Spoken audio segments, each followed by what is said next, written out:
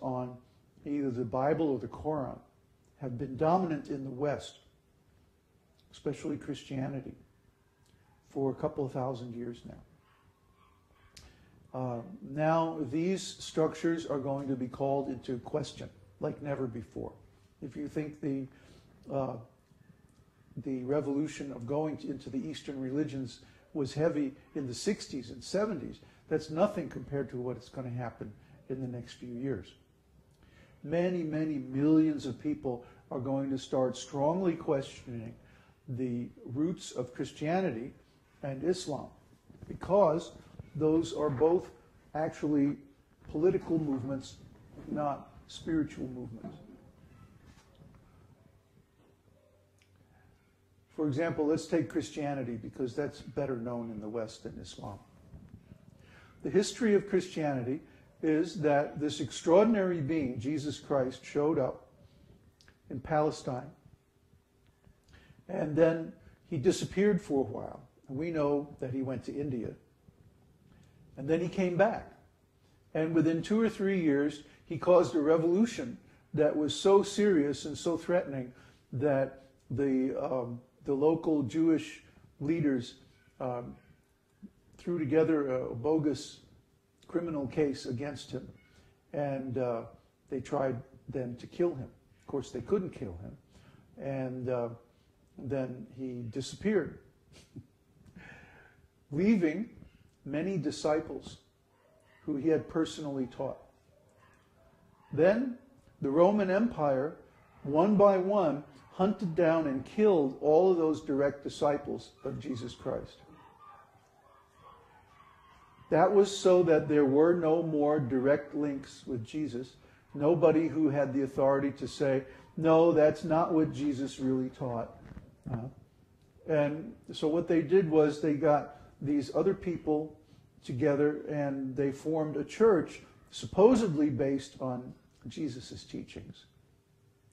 But what they actually did was they took all the Gospels and histories and epistles and other historical books and they edited them so that they gave a picture of Jesus that would support the political hegemony of the Roman Empire.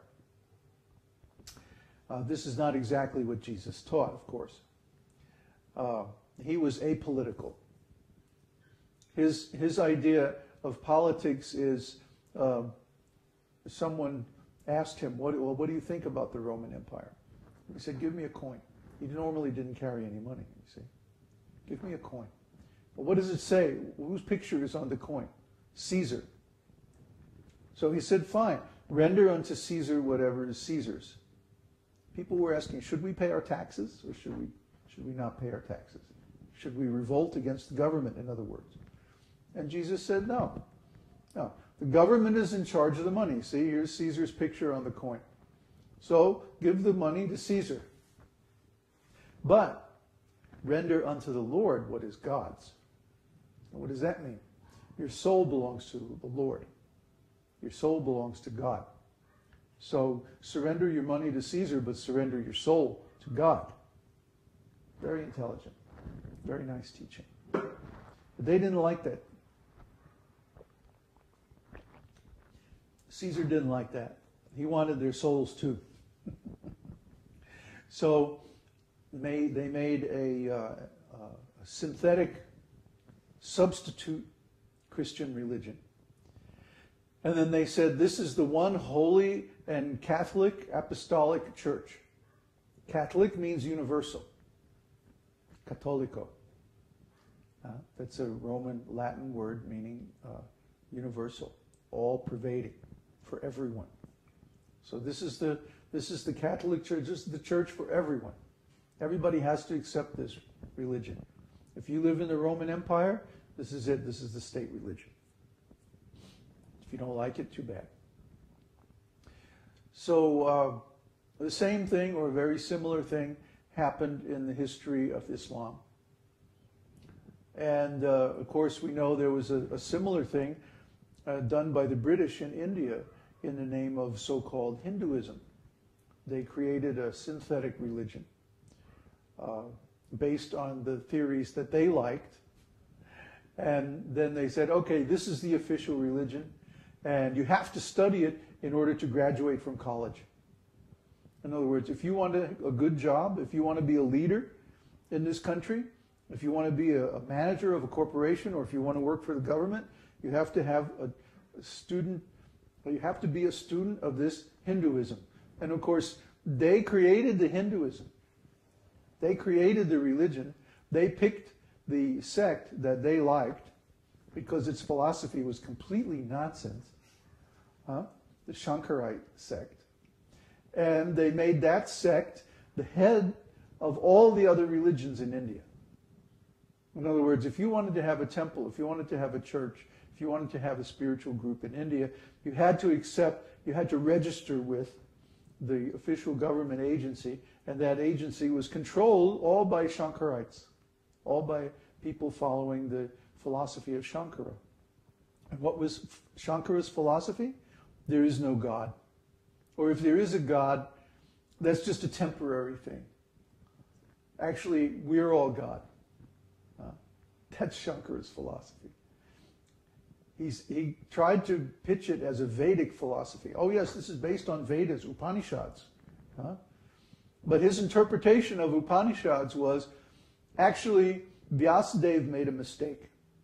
Vyasadeva was the compiler of the Vedas and Upanishads, the Mahabharata, all the important scriptures of India. And he said Vyasadeva made a mistake. Our interpretation of Vyasadeva's books is correct. Vyasadeva's own interpretation is not correct. Is that crazy or what? That's like you sitting on a branch of a tree saying, this is my branch, and I'm sitting here, and I'm taking this saw and sawing it off. What's going to happen? It will fall. And that's what happened. The whole society of India fell. Nice Vedic society that they had. Very prosperous, peaceful, low crime. It all fell apart because the British didn't like that.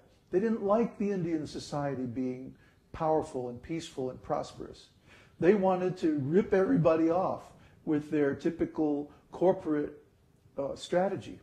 So here was a society that was naturally resistant to corporatism because it was completely decentralized. See? Corporate ripoff is only possible when you have centralization of resources. You see? In other words, a monopoly. So the British tried to create monopolies. They created state-sponsored or state-run corporations in different areas, especially grain,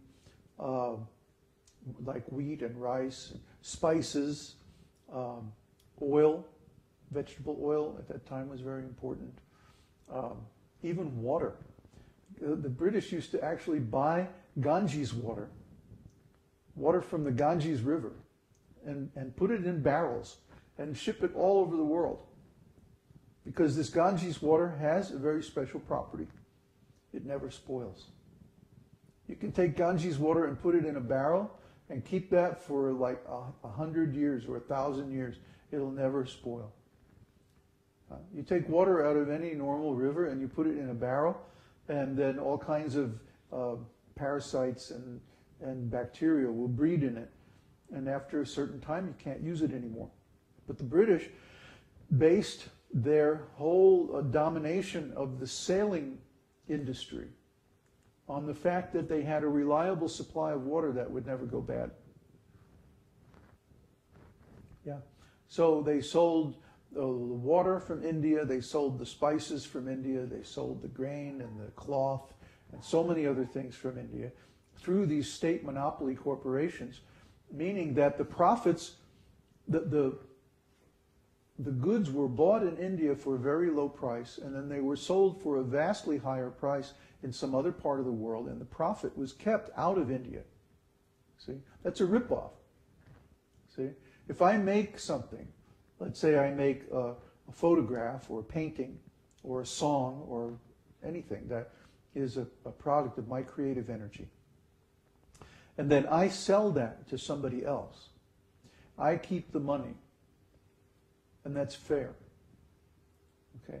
But let's say I sell this song to some corporation, like a record company. And then the record company goes out. I sell the song to the record company for 12 cents on a copy. 12 cents a copy. And then the record company goes out and sells the same song for $2 a copy. This is about what they charge on a CD. So you buy a CD from the record company, it costs $15, and there might be 7 songs, 8 songs on the CD. You just paid $2 a song. Okay? But the artist is getting 8 cents, 9 cents, maybe if they're really, really popular, 12 cents a song. So you see, this is a ripoff. And the profits are not given back to the artist. The profits are kept in the record company.